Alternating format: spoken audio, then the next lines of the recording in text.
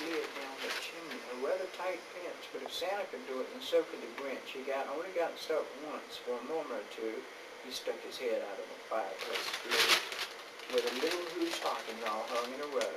These stockings, he grinned, are the first things to go.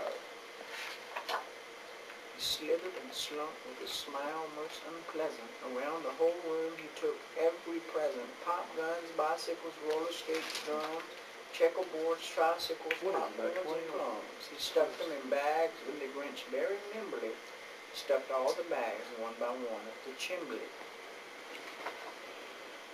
Then he slunk to the icebox. He took the Who's feast. He took the Who pudding. He took the roast beef. He cleaned out that icebox as quick as a flash, while that Grinch even took their last can of Who hash. Stuffed all the food up the chimney with glee, and now, grinned the Grinch, I will stuff up the tree. That's a mean Grinch. And Grinch grabbed the tree and he started to shove when he heard a small sound like the coo of a dove. He turned round fast and he saw a small Who, little singular Who, who was no more than 2.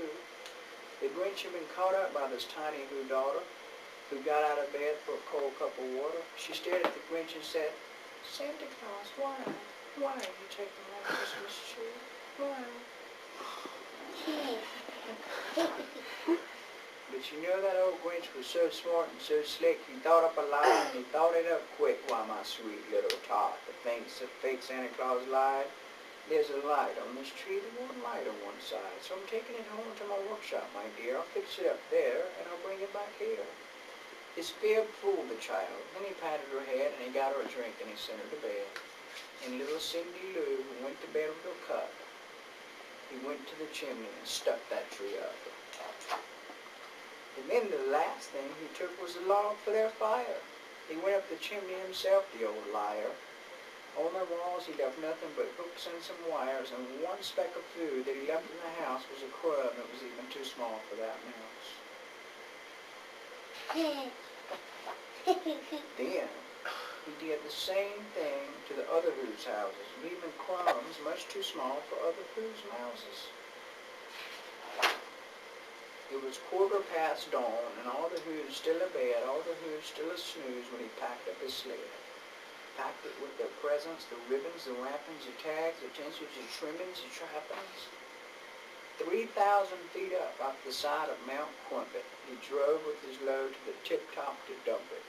Pooh-pooh to the Who's, he grinchiously humming. They find out now that no Christmas is coming. They're just waking up. I know just what they'll do. Their mouths will hang open a minute or two. Then the Who's down in Whoville will all cry, boo-hoo!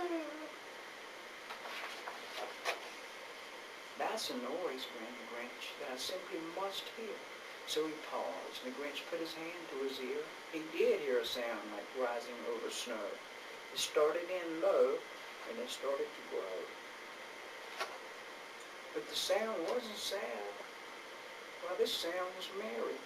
It couldn't be so, but it was merry, very.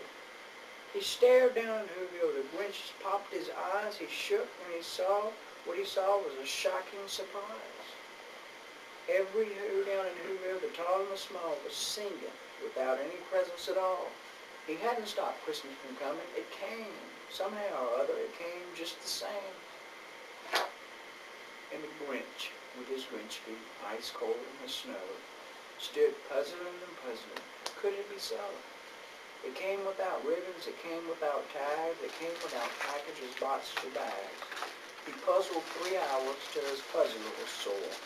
Then the Grinch thought of something he hadn't before. Maybe Christmas, he thought, doesn't come from the store. Maybe Christmas, perhaps, means a little bit more. What happened then? Well, in Whoville, they say that the Grinch's small heart grew 3 sizes that day. And the minute his heart didn't feel quite so tight, he whizzed with his load through the bright morning light, and he brought back the toys and the food for the feast, and he himself, the Grinch, called the roast feast. Then so there's Mommy, Daddy, and Baby. That's the Grinch. The Grinch? Yeah. Who's that? And this one is by Dr. Seuss. That was Papa's favorite. Was it? Big Papa's used to watch it every Christmas. Yeah. That's a good Christmas story, isn't it? Yeah. And today, And what is it really about today? I like noises. About noises? It's Yeah. about Jesus' birthday. About 1957. It's about noises. Let's not watch TV. We put this downstairs. This is Grandma's book. That's Grandma. Mm-hmm. Does Grandma read that book Yes, she Sometimes. all the time? Are you gonna keep Santa in your pocket all the way home? Who gave you that Santa? does. You have Santa Claus right in your pocket all day Christmas Day. I didn't know who gave Miss Camilla. Miss Camilla. Yeah. Miss my bed. You miss your bed. You'll sleep in your bed tonight. Ah, Wow. why? I miss our bed. We have down. Now you know that bed up there is more comfortable than We have down. We sleep on. I know. Down that we put over us. We're inside down. I know it. Marshmallow. No. California said it was 70. He said it was 50 in Seattle. We watched the news just today. It was warm up there. Come on. Touch your nipples. No!